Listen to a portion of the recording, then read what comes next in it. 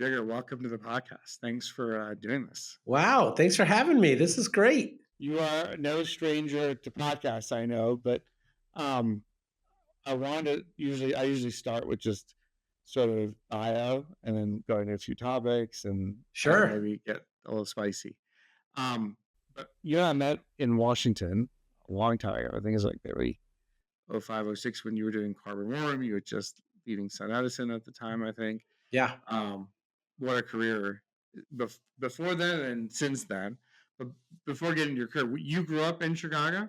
I was born in India, came Okay. over like to Chicago Ridge, and then How old were you when you I won. Okay. So, and then when I was like 8, I moved over to Sterling, Illinois, which is 120 miles west of here. And then, yeah, it What was growing up like? was fantastic. I mean, I didn't know any different. Did you know you wanted to be in energy or I in did. entrepreneurship or any of the things that you did? Yeah, so when I was a kid, there was a company called the Southwestern Company, which basically, trained all those college students to sell books. Okay. And so those kids would come by with like 80 pounds of books on their back and they would sell you books. And my dad was just a sucker. Like he would just buy the books every time. They'd knock on the door. And so like I'd read the books. And like one of the books was on energy and it was amazing. This is high school or even younger? So it's generally, I think, younger, probably more like 10, 11. But then like I think one book he like bought, I never read. I was by like protesting or something. And then I picked it up off the shelf, like maybe in high school, like maybe 15 or 16. And then you did university, then no BP. University of Illinois, Urbana-Champaign, got my mechanical engineering degree. And I worked for a company called Atlantic Orient Corporation, which basically like designed small wind turbines, like, 60 kilowatts, 66 Oh wow. kilowatts. Okay. And then I worked for a Beltway bandit called Energetics, right? So we did like government consulting to DOE and that kind of stuff. And then I got a job at BP Solar in 1999, and then started Sun Edison after that. What was the origin story of Sun Edison? So I interned while I was in college for a company called Astropower, Okay. right? And I was on the engineering side, but you meet people in the cafeteria, and it was pretty obvious that like people really wanted solar, like for whatever reason. Like, I mean, Astropower, I think they were selling a lot of 5-watt systems for like ranchers who wanted to electrify their fence. And it was too expensive to bring power out there, right? Um, but something would happen, like their tractor would break or whatever, and they're like, "Oh, sorry, we don't have the budget for this year, so we'll buy it next year," right? And so it was never the first priority to buy solar panels. It was always like, if we have extra money, we'll buy it. And so you sort of realize that like you needed this to become less of a capex sale and more of a service sale, right? And then like when I worked at BP Solar, like that kept happening there too. And so then at some point, like even somebody like as dumb as me, like is like, oh wait, this keeps happening. I think God's telling you something. Like you should actually like follow this pattern and write a business plan. So and then I was in my MBA program at Maryland and I wrote it. Did you realize sort of the iconic nature of Sun Edison as you guys were building it in terms of being one of the early like sort of scaling players in that space? Um, it was certainly very obvious to me that solar panels were never going to take off if people needed to wait 7 years to get their money back. Right. Right. That like because at the time the feed-in tariff program had already started in Germany, and we were the largest seller of solar panels in Germany at the time with BP Solar, and it was pretty obvious to me that even with the feed-in tariff at whatever it was, like 58 cents a kilowatt hour or whatever it is, people were still like, I don't want to wait, 4 years or 5 years to get back. Right. So like, I don't know that like I ever put two and two together, right, which is like, yes, like the financing and yes, the cost of solar is going to come down to like, 3 cents a kilowatt hour. Yeah, yeah. And so that the model that we create over here is going to attract like trillions of dollars over here. So that I don't know that I am. Every time I've heard you speak or we've interacted a lot over the years. Yeah. Like you have this system lens of like engineering first principles, Yeah. economics first principles, policy first principles. And then what I think is super unique and I love is the fit for purpose capital Yeah. principles, may not be first principles. Does that something, when did you train in is that an accurate interpretation of how you think about these problems, like these different disciplines, and then how do you systematically approach them from a financing perspective, or is that not the right way you think about Yeah, it's a funny thing because like I mean, look, I'm as overconfident as the next, human male, where you like it? claim things Thanks that you again. don't really aren't very good at. But like what I'm truly gifted at is business development, trust building, sales, like actually getting people to do things they don't want to do, right? Right. Like getting people to work for me that like wasn't thinking about working for me, right? So everything else is first principles just because it's not my area of like I don't skip over any steps. Right? Like engineering, like I love engineering, but like I was not a straight A student in Theaters, Illinois, right? Um, and my MBA program was actually like second nature. So that part was actually pretty easy. Um, but then Wall Street, I've never worked on Wall Street. So like I ask a lot of dumb questions. Like people will say things and like just assume I know everything because I worked at Goldman or whatever, which I didn't. But so then I would ask them like, well, what is the LP like trying to solve for? Like, what are you trying to solve for? Like, how does this thing work? And I think people like first think that like I'm doing a bit because they're like, is he that dumb? But then I think they realize that they don't actually know the answers to half the questions that I'm asking. They're sort of like just assumed it at some point. And then when you actually, it's, like in the concept of leadership training, it's called the ladder of inference, right? Like when you're arguing with people at this ladder, you're like, instead of arguing here, why don't we go down the ladder of influence and like retrace our steps and then figure out like where like we still agree, right? Basic facts and then move back up, right? And so I'm naturally like attuned to doing like this ladder of inference thing because like it's not my area of a specialty. So in some ways I'm asking them questions because I actually want to know the answers. And like in other cases, it is like a bit because I'm like just doing the ladder of But inference. your career, and you went on to start Generate, then you Yeah. went to the Biden administration and head up LPO. Like you've had this experience of needing to understand engineering and just Yeah. sort of thermodynamics, Right. the economics of these value props, the policy side, Yeah. the capital market side. Is it almost helpful that you have this latter approach? Because I don't know if you, very few people can play in all those zip codes, I would imagine. Oh yeah. No, it's hugely helpful. But I mean the thing I find, and I think you know this better than anybody, is that like for as much as everybody claims to be the most rigorous due diligence person on the planet, the vast majority of venture capital deals are done because they're like, I like the cut of your jib, Right, right, right? And they're like, here's $2 million. I'm like, really? Is that all it took? They're right. like, well, we were looking at this sector. We kind of wanted to do something in the sector anyway. Like, I feel like my partners think it's great. Like, they feel like when I go to the dinner party, like I can brag about it and they're going to think it's cool. Like, and you're like, what?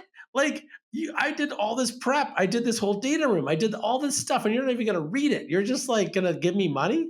Like, and then you find that that happens over and over again. Like part of the reason why I do all this media and communication stuff, because people are like, Jared, why do you do the podcast? Why do you do this stuff? And I was like, because I find that like almost the entire field that I work in works on a jealousy loop. Like people are just like, well, Jigger, like you want money from me for what? I want to do renewable natural gas, right? They're like, oh, renewable natural gas. I just talked to the guys at Earth Justice, and like those people like abuse those cows. Like we would never get involved in something that abuses cows. And I was like, well, like they have open manure ponds. Like they literally just waft like methane into the air. We're going to capture it. We're going to turn it into renewable natural gas. We're going to sell it into the low carbon fuel standard credit market, all this other stuff. But then they're like, well, maybe I don't want to be first. I want to be like fourth. And then you find out that like when I talk on stage at like Trellis or like Green Biz, they do this thing, and then I go to a guy and I'm like, hey, you know where you're really screwed? Your scope one emissions. You use a lot of natural gas. If you use renewable natural gas, like you could actually reduce your scope of emissions. And that guy gets super fired up. And then this guy gets super fired up. And then suddenly a podcast comes out about it. And they're like, hey, Jigar, you know that renewable natural gas thing you're talking about? I'm hearing a lot of chatter about that renewable natural gas thing. Maybe I do want to put $100 million in your thing. And I was like, that's how the world works? Like, I talked to 4 of your LinkedIn friends, and like, then they got back to you, and suddenly, like, you want to fund it? Like, I mean, like, and I don't mean this in any disrespectful way, because I'm not saying people are like dopes or anything. But I do think that people like over like they just sort of like create this backstory to how they got to a decision that's like overly analytical when you and I both know like that's not how it worked. They went to a Bears game and the guy that they were friends with was talking about it and they're like, "Oh, yeah, Yeah, I one of just my saw a deal like this." professors in college was like, the most natural human instinct is to buy high, sell higher, Yeah. because buying low and selling high is just contrarian, No, totally. and it requires a level of independent thinking and non-signaling. Because signaling is the most lazy form of thinking, was what my professor That is taught me. exactly right. And but the world works on signaling. I think generally for bad, but I think you're one of these people. I think that you're not relying on signaling. No, I mean like my big thing is that like I look at pattern recognition, right? Like, so obviously I did Sun Edison, so Yeah, that's one pattern. And it happens to be there's a lot of patterns that sort of look like that. I was talking to this guy the other day, which was just fascinating. Like, he was explaining to me how boilers in general have too much pressure in them and that he could bleed the pressure off the boilers and create 175 kilowatts worth of power. Like, and he's delivered like 100 of these units. And now there's like 25,000 more to do. And we have a power crisis. I was like, this is amazing. Do I understand how he bleeds stuff off and like why it works and who the boiler maker is and all this other stuff? I was like, no, but that's a pattern I recognize. I know exactly how to like, sell that to Eskimos or whatever, right? And like, and so there's a pattern recognition piece. And then once you find the pattern, then you're like, all right, let's go through the cycle. Like, how are the engineers going to view this? How is Wall Street going to view this? How does this view this? How does that view it? Because ultimately, it's not just about getting the first check in, which yes, you need yeah, to do, but then eventually you got to exit it. Like, you got to actually sell it off to somebody. And then what's the story? yeah, Right? Like, I mean, like when I was helping Plug Power, right, create their story, like it was pretty awesome. Like I was like, how does this even work? And they're like, what do you mean? I'm like, basically, you've convinced Walmart and Amazon to not use lithium ion batteries for your forklifts, right? Because you can't use fossil fuels inside a building. You're using this thing. They're like, well, we use like 3% of all of our square footage for refueling, right? For like plugging them in. And we make so much money on these racks yeah, that by putting the hydrogen outside and putting a fuel pump through the wall, we get a 30-day payback on reclaiming that space. That's why we do fuel cells. And I was like, I can get that. yeah. Right. And then it was like, well, but we can't get any of the solar and wind investors to invest in hydrogen. So then we concocted this whole story about how, like, you had all this like curtailed solar and wind. And it was true. Like, it wasn't concocted.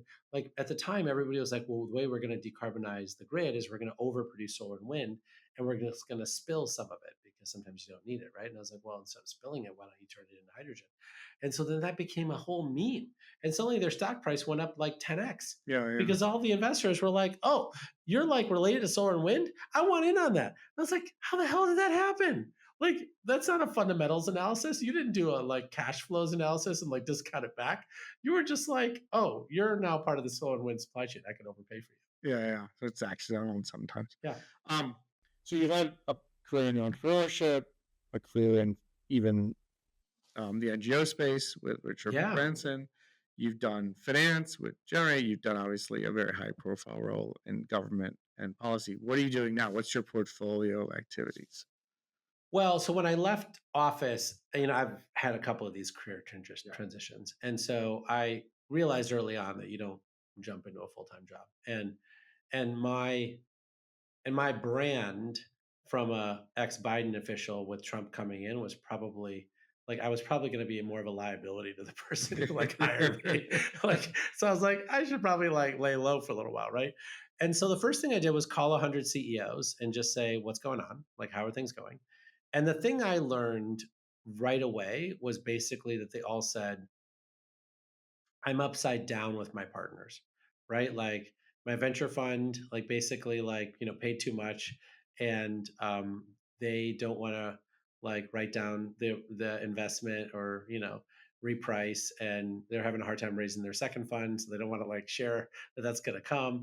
And so like it was very obvious that like they had all these issues, right? Like there was a CFO problem, there was a this problem, they had like people who were piloting them to death. And I was like, and like my thing is, look, I mean, I love the doing well by doing good thing. I love it. But all of my friends that I've met like get the doing good part so right, and they don't never do well. Yeah. Like they like end up selling their company and they made like $842,000. Yeah. And I Yeah. was like, that's not nothing, but that's not what you signed up for. Like when you were telling me you were worth $80 million on paper. Yeah. So like what I realized was that I started asking them like, what's your exit strategy? And it was very obviously that they were stumbling. They had no strategy, right? I was like, well, I don't know, who are the top three companies you think might buy you? Yeah. They're like, it didn't roll off the tongue. So I was like, you haven't thought about this enough. So then, like, what milestones are you doing? How are you doing? So then Jonathan Silver came up to me and said, hey, I've been thinking about the same thing, et cetera. So we got together, we created Multiplier. We were mostly just screwing around this year. Like, it was mostly like just talking to people. We brought in a couple clients. Like, we've been working with them really earnestly. And it's taken off. So I think we signed like 8 more clients. It's like, and so like that's so What is that Multiplier meant to do? so it's basically meant to get people better exits. Like bottom line, right? Like I mean, along the way, I might have to like help them with, replacing their CFO or like, dealing with a board member who is like, no way in hell I'm letting you sell this company. And so you got to like figure out like what they need and how to do it. They've got like companies that are piloting them to death, right? You're like, hey, how do I like get them to like actually do a full rollout contract? I don't know the answer and I don't know what they're going to ask me to do, but like it seems like every time they ask me a question, I'm like, actually, weirdly, I've done that before. Like I actually do, or I know who to call. Like, and so far it's been fun because it is like not the same cookie cutter conversation with each company. Yeah. Each company is in a different sector with a different set of things. And so like it's been like really rewarding. So you have this amazing sort of view at the emerging company space, the large corporate space, obviously, where it's going on in our politics. You know, in the markets you care about, what are the questions that are not being asked on these podcasts that you wish you were asked about, like just where we are? So, what I find is that the vast majority of these podcasts and or conversations are really tied to um, what's not working, Mm, not what's working, yeah. right? Because they're just like can't be bothered to celebrate what's working. But like I like as somebody who was part of the carbon war room like we talked about, right? I was there when they were creating the sustainable development goals. Like I have that pin that has like all the colors around the thing. And like I just think people like they're so obsessed with making sure that like Saudi Arabia is like building 130 gigawatts of solar that they don't take the win around the fact that like we have 700 million people in extreme poverty in the world, right? Electricity poverty in the world today, most of whom have cell phones, right? Have no place to charge them. They have to go to some bodega with a diesel generator and pay like, $15 a kilowatt hour basically to charge their cell phone. We're going to solve that problem by 2035. Yeah. Like solar panels are 7 cents a watt. Like we're definitely going What's to happening in Pakistan could happen everywhere. I mean, but like, how extraordinary is that? Is for somebody who's my age, Yeah. who lived through Michael Jackson and Live Aid and like all these things, and like people were going hungry, and I'm not giving them charity, Right. right? They're already paying for charcoal or wood or kerosene or diesel. Like, you meet these people, and like they have these unusual burns, and you're like, how'd you get that? Oh, the kerosene lamp, like Yeah. like fell over, and you're like, you don't have to get burned anymore. And they have money. They pay like the equivalent of like $2 a kilowatt hour for whatever productive energy they need. We're going to give it to them for like 8 cents a kilowatt hour, right? Through a solar lantern or whatever it is. And like I was just like, that's freaking amazing. What else is working? Like when the Ukraine conflict occurred, right? I remember everybody in the Biden administration was like LNG, right? And they were like LNG. And like I was like, wait, what about heat pumps? What about all the energy efficiency we're doing? All that stuff.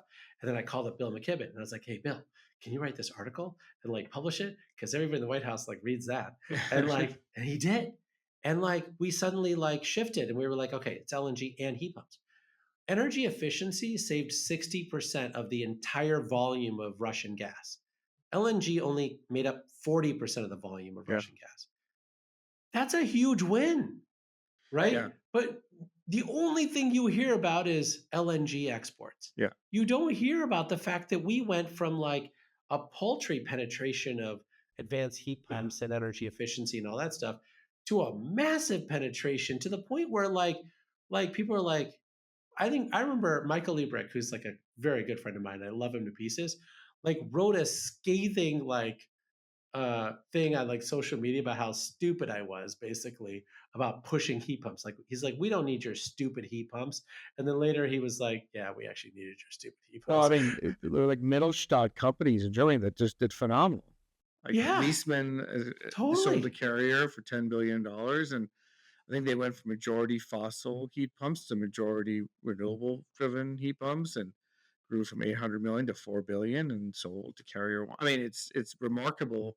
Like companies that you would not think were quote unquote sort of Totally. climate tech did phenomenally well and clearly saved um A on country. yeah. Like, I mean, like a continent for sure. And the thing that bothers me the most is like, look, I mean, we're recording right after the blue wave, Yeah. blue tsunami election, right, occurred, right? And when you think about all of the things that roll off your tongue, right? If I said to you, what are the top three policies that you would do to like build a new nuclear plant in New Jersey or Virginia? You're like, here they are, right? Because we have those off the top of your head.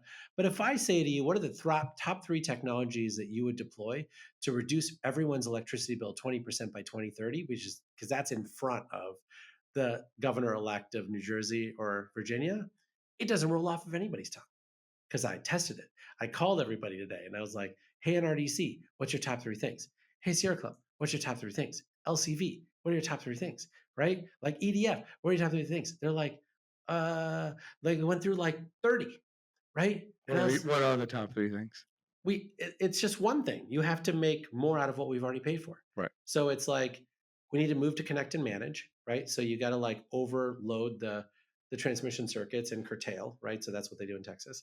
Two, you have to like fully deploy grid enhancing technologies, advanced conductors, all that stuff to like use the right of ways more cost effectively. And three, we got to go all in on demand flexibility and batteries, right? Because like if you have load growth, and most of the load growth, remember, is not AI data centers. Most of it's like air conditioning, heat pumps, electric vehicles, new manufacturing Yeah. facilities, all this other stuff, right? Like building new generation in the middle of a farm in a rural area doesn't solve the problem because you have a wires problem. You can't get those kilowatt hours to that load, right? One thing that I saw last night in each of the victory speeches, or the word I should say, Yeah. I know you're passionate about this. I heard almost every speech talk about affordability. Yeah. I I've think been that, on it for so long. yeah. Talk to me about you've been on affordability. Why didn't that message come through more and when we have these dialogues? Look, I mean, my whole career has been getting solar panels to like actually like be cost effective, Yeah. right? Tom Hoff at Clean Power Research and I used to like plot in like 1999 and 2000 when I worked at BP Solar, and like he had this thing like which I don't know what computer he used, but like he would run an economic analysis for every single 9-digit zip code in the entire country. We have these colorful maps and figure out where stuff is or whatever else. So I've been obsessed with affordability my whole life. Yeah. I'm like, can we combine it with energy efficiency? Can we do this? Can we do that? Et cetera. And then what happened was in 2009 during the Copenhagen like negotiations at COP, like Hillary Clinton was like, we're going to give you $100 billion fund, right? Like to do this transition because we know it's more expensive, right? And then in 2015, we made this huge breakthrough, right? Which was like China, India, Brazil, and South Africa. We convinced all four of those countries that this was actually the largest wealth creation opportunity of our time, right? And like, and then Bill Gates stepped in and was like mission innovation, right? With Obama, if you remember, right? And then like we got derailed, right? Like we were gonna talk about affordability and like the largest wealth creation opportunity of our time, but instead we were like, let's focus on hard to decarbonize sectors. Let's figure out how to like commercialize nuclear or commercialize geothermal. And I was like, yes, but let's just focus on the stuff that's like already like 2% of people are using these technologies. How do we get them to 20%? Affordability has to be the most bipartisan Yeah. place to live. But we stopped. Yeah. We stopped. Like people are living in places that during like the polar vortex, like in the Midwest or Winter Storm Uri in Texas, like couldn't hold their temperature, Right. right? Like you couldn't, like no matter what you did, like it wasn't insulated. Like we have hundreds of thousands of people, if not like several million households, who are like not yet weatherized. They're on a waiting list for weatherization, right? But it's magically cost effective to build a $20 billion nuclear reactor, but like it is not cost effective to actually like weatherize their home, right? In this moment. And you know why? Because like ICF has created some weird ass cost benefit ratio that says you can't do energy efficiency unless it's like negative 2 cents a kilowatt hour, Yeah. but like you can definitely afford 17 cents a kilowatt hour for a new nuclear plant. And I'm just like, what world do we live in where like these technologies are crazy affordable, but like there's some weird cost benefit analysis that like says you can't do it? Well, I've yet to bring up AI in this podcast. Yeah. But I want to bring it up a little bit to, you know, I've been in DC a bunch, and our team has been in DC a bunch, and they're hearing a lot of both sides of the aisle around um, power load growth and affordability. And I think there's a notion that I think is kind of a safe space around wires and grid. Yeah. What would, and you had listened to a podcast of yours where you were saying the incentive model right now is not around affordability. It's not. And so, how would you reshape if you were to be able to give an executive order on the grid and sort of the incentive structure that you know intimately well, better than anyone else, probably all these different nuances? How do we build load, but also not have it be on the back of ratepayers? Yeah, it's not complicated. It's just hard, Yeah. right? Like my tagline is it's simple, not easy, right? And so like if you remember during the first Trump administration, right, oil prices started to go up and Trump just like dragged everybody in and said, "You guys are going to get the cost of oil down," right? And it magically did go down, right? Like that's it. That's the answer. We invented like these dynamic line ratings. Oh yeah, we've used it in 4 different lines, but it doesn't work universally and it doesn't really work on every single line and da, da, da, whatever. Advanced conductors. Oh well, I don't know. Like I talked to my union and they don't really love installing it and da, da, da, whatever. And then you're like, well, what about like smart meters? Oh well, like we didn't really want to unlock the data and like it's just too much work and then we got too much customer service challenges. Like they've got an answer for every reason why the most affordable, cost effective thing they could possibly do is like not going to work, right? For the first time in my lifetime, right? Like you have two governor elects who basically are like, I heard more about electricity affordability than any other issue on the campaign trail, right? So they need to go to these utilities and say, stop making all those goddamn excuses. Yeah. Done. Like, I don't care. Like, you're like, like at this issue, and this person's like sick, and this person has maternity leave, and this has that. What I don't care. Just get the goddamn problem solved. Like deploy it already. I think the other thing, and it's an adjacent topic, that I also think that big tech and these hyperscalers, everyone's talking about AI and Yeah. tokenization and Yeah. the revenue model. I don't think people are fully appreciating the gross margin issues. This is not public cloud SaaS gross Oh margins. no, it's not like my phone storage for my like pictures of my son that I refuse to delete where I'm like It's $2.99 a month. it's finally $4.99. levered to the thermodynamics of power Yeah, yeah. generation. And I think they're starting to realize that Yeah. these companies have to figure out the power story. Are you hearing them understand that a level of nuance that it's going to impact product pricing, gross margin, and we had this big short seller come out I think a couple of days ago, and as I dug in, it's like there's really not a lot of people talk about the gross margin of AI productization Yeah. because it's so levered to something that they don't understand typically. Is that a fair statement? Or It is, but I think that I mean, look, I mean, when you're a Microsoft or a Google or a Meta or Amazon or whatever, like you don't get into these weeds. Like you're just like yeah, Here's a goddamn contract. Just freaking build it. And look, I'm gonna pad it. I'm gonna give you 20% more than you asked for. Just build it on time and on spec, right? They don't build their own data centers. They don't. Google actually has done stuff in house, but the vast majority of the rest of them are just like, we're outsourcing this, right? Now they've got people like Brian Janis was at Microsoft, or Carolyn Golan was at Google, or like these other people. They're amazing, super smart people. They never met the CEO of the company. Yeah. Like they're not like direct beeline to the CEO. So like, so like in general, the thing that Microsoft wants to know is they're like, all right, we want this much power and we want it now. Right? It's like a chance. Like, what do you want? Power. When do you want it? Now. And so like, so someone just needs to say to them, do you want to get connected next week? Yes, I do. Great. This is what I need you to do. Here are the two things I need you to do. I need you to like basically like weatherize these like homes, and then that's going to free up enough capacity to power your data center, Yeah. right?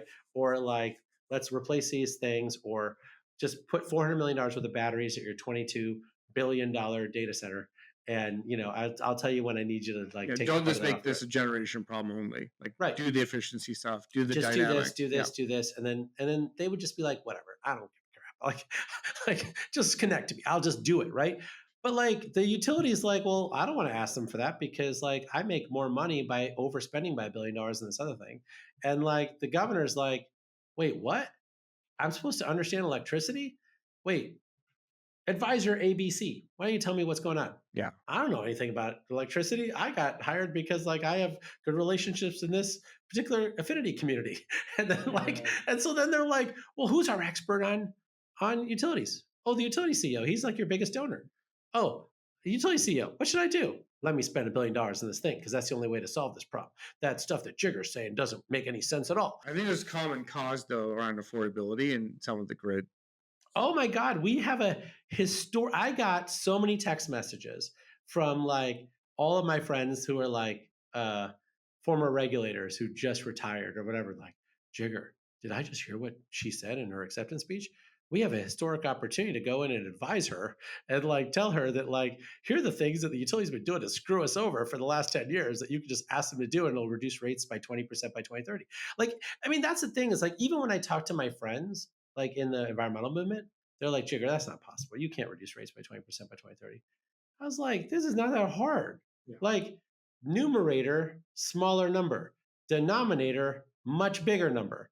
Like, we need as much load growth as we possibly can in the denominator. And we need to like use the cheapest possible solution to get more out of the stuff we already paid for in the numerator. Like, that's 20% discount by 2030.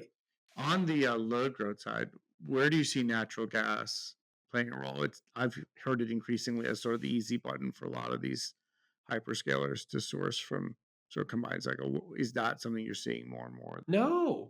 No, the whole thing is made up. That's what's so crazy. They're taking modified jet engines, I know, turning it into like a power plant. Like, I mean, just to be like clear, right? Like, if you have a CCGT, right, a combined cycle natural gas turbine, like you're at like 50s, sort of like efficiency, maybe even higher, right?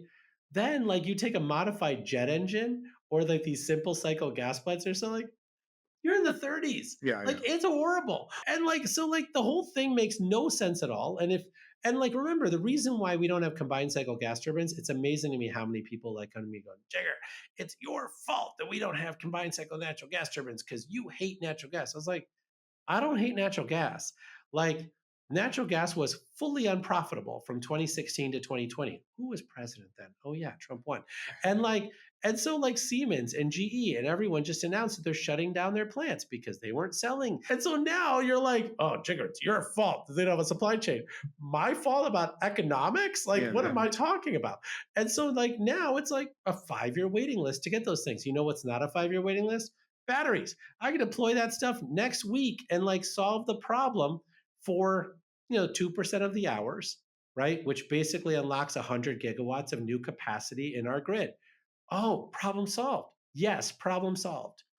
The other thing that I know you and I share a very common fondness for is fit for purpose capital markets. Yeah. One of the things I remember the yield co. Phase of solar. That did help, I think. Sure, it was a liquidity instrument.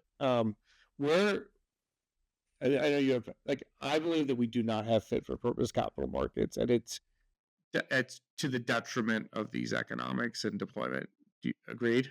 Or Totally agree. We're in this weird spot, right? Where I was talking to a financial advisor the other day, and he told me something that was quite shocking to me. He said to me, Jigger, every time we have a market correction, we lose 25% of a certain type of investor, basically like new investors who've never gone through a market correction before, for the rest of their lives. I did not realize this. Basically, if you're like a Gen X and then millennial and then Gen Z, Gen Alpha, like when a financial crisis occurs, they're like, like my $20,000 went down by 20% or whatever it was. yeah, yeah, They never invest in the stock market again, right? And they only invest in like bond funds or whatever it is for the rest of their life, right? And we have yet, even today, to ever make a fit for purpose retail product for our space. Like isn't never that done it. crazy? Never done it, right? And my mother is one of these people. I had to force her to put money back in the stock market. She had some bad experience in the 1970s, and she's like, "I'm never investing in the stock market." I remember she took all of her banks for a ride in the late 90s because she had laddered CDs, and they were like at 7% interest or whatever. And but that's all she wants, Yeah. right? I could give her a laddered CD all day on clean energy. Are you kidding me? What's preventing more fit for purpose coming out? Or do you think that's our future? That's the people that develop those fit for purpose products that for the right risk return, like, is that sort of where we're going? I think so. Look, I think that there is a level of discipline required, which you and I both know seems to be lacking, Yeah. right? Like when I create that product for my mother, right? Like if there is a moment of time in the stock market where I could say, you know what? Those people are dumb. Yeah. If I actually take this whole vehicle public, I think this thing would trade at a 3% dividend yield, which means the stock price has gone up by double, right? That's not a good thing. That's what happened to the yield codes. Remember, Yep. the price went up and then the dividend yield went to 3%, and they lost their head. They were like, I think the cost of capital now is 3%. No, it's not, Yeah. Yeah. right? They just overbought the stock, right? And so at some point you have to say, no, how do I dial down the temperature and just do the most boring thing possible and just pay that person out 6%?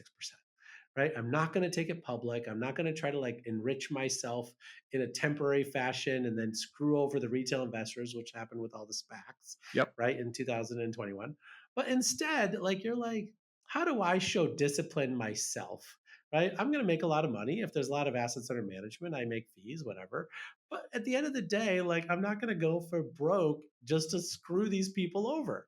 But I think weirdly, we are in this place right now where I think like we just need a correction of morals, right? People have to be we're going to create a fit for purpose solution. We're going to solve this problem, and we're going to not get greedy. I think there's a lot of also collective magical thinking as opposed to soberness. Yeah. And some of that is there's incentive structures for collective magical thinking.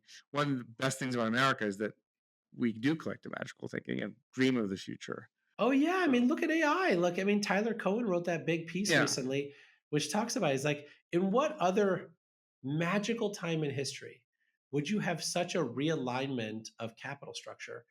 Think about how much of the U.S. economy is now moving into AI investment. It's amazing. We're so nimble. Yeah. That part's great. And by the way, it's build it and they will come is the Yeah. hope. And that America does that uniquely. Shale was another thing, which Totally. finance. Now, some of that leads to capital destruction, to your point. But the soberness piece I want to get to because I think, you are very passionate about hey, there's some of this stuff just these different different sectors have done this before. Yes. The real estate example. Yes. Where it's hey, we need to come up. There's a way for everyone to win here, but it's going to require some soberness. Yes. On capital structure. And you had this concept when we talked in DC a little while ago on hard money needs. Yeah. Maybe just talk about some of the things that you think our space needs to flush out sort of this stuff. Yeah. So I think that when you think about where we're headed, right? I think that there's two or three different things going on, right? One is that um, the people who want to buy your company, generally speaking, only want to pay $100 million, Right. right? They never want to pay $1 billion. Yeah. There's no terminal value exit. Yeah. Right. So then, like, why are you raising a B round and a C round and a D round? Just hit like product market fit, get 2 customers to be super happy, call up Siemens or Schneider Electric and sell it for $100 million.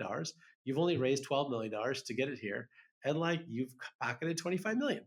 That's great, right? But like, like you're never going to be worth $1 billion. So like, stop trying, right? It's not going to happen, right? So that's one. Two, like some of these companies, like for instance, in the clean cement space, right, or the concrete space, right, like they are amazing companies, right? But they're trying to license their technology to existing concrete companies and saying, why don't you upgrade your local stuff and like we're going to decarbonize it for you? They don't want to do that. But you know what they want to do is there's a 70-year-old who wants to retire and his kids don't want to work there. He's happy to sell you his whole company for 2 times earnings, right? So just buy his company for 2 times earnings, merge it with your company. He's never going to get somebody with your talent to run his company. Right now, he's got some SBA bro that's trying to like borrow money from the SBA to buy your company for 2 times earnings, right? It's a research fund, vertically integrate. Right. Yeah. And then like make his company hugely more successful, like decarbonize his thing, and then like, sell all that cement to Microsoft for a premium. And like, then maybe other people will license your technology or they won't. You'll just buy the next guy's 70-year-old company, like 70-year-old who like I love wants to that. sell his Yeah. company, right? So like those are like business models you can do. Other business models, though, also are like, at some point you need people who actually want to like not only give you capital, but also give you expertise. Like that's the other thing that I find is that there's a lot of people who take money from venture capitalists, and venture capitalists are like some of my closest friends. So like I love those guys. I'm not like bad mouthing them.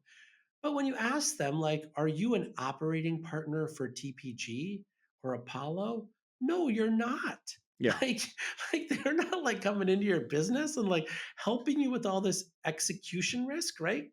And so, like, go to somebody that has more patient capital or family office or whatever else, or a high net worth individual, and get that person to give you money and like do these things that like then like leverages their expertise, and they help you with sales and they help you with execution and they help you with this and that, whatever. And like, did they give you the highest pre-money valuation? No. But like, are they gonna like help you with the rest of it? Yes. And so like I find that we are in this weird spot, right? Where like there are a lot of people who really believe that their like their net worth on paper is real. So we talked about, just want to, in closing, so we talked about energy poverty reduction that's going to happen in Yeah. 5 to 10 years. All these gains in energy efficiency. Yeah. All this low-hanging fruit in wires. Yeah. To lack better word. Now, I think that's pretty bipartisan. I think it is too. What's not bipartisan is forcing the electric utility companies to do it. Yeah. And so that I think is going to take that could become bipartisan. Oh, I would not be surprising to me if the Democrats went after their utilities hard, that like Donald Trump doesn't pile on. He probably does. He's probably like on True Social. He's like, oh, there's utilities. Yeah. Like he might actually do it. Yeah. They don't want these to be the equivalent of egg prices. And but so, we are. I mean, electricity is definitely the new egg prices. I mean, that's what we learned in the election. And so, just adding on the positive, what's on the frontier for you of like the next thing that we should watch for, where there's like it's working or it's going to work? It's all of the most boring stuff. Like think about how many renewable natural gas platforms that we built. Like we built one at Generate Capital, Generate Upcycle, right? You've got the Next Era and the the other ones, BlackRock one, right? But if you talk to industrial food companies and say, how much waste do you have? Industrial waste, right? Like so big quantities that you send to landfills every year.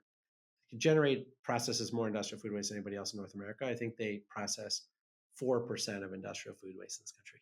We need 57 more digesters to like get to like just meeting the industrial food waste amount. That's not cafeterias, other like concentrated food waste, like like McDonald's, whatever. So right, and so like, why did we stop? Like we like did a bunch, and like now we like paused, right?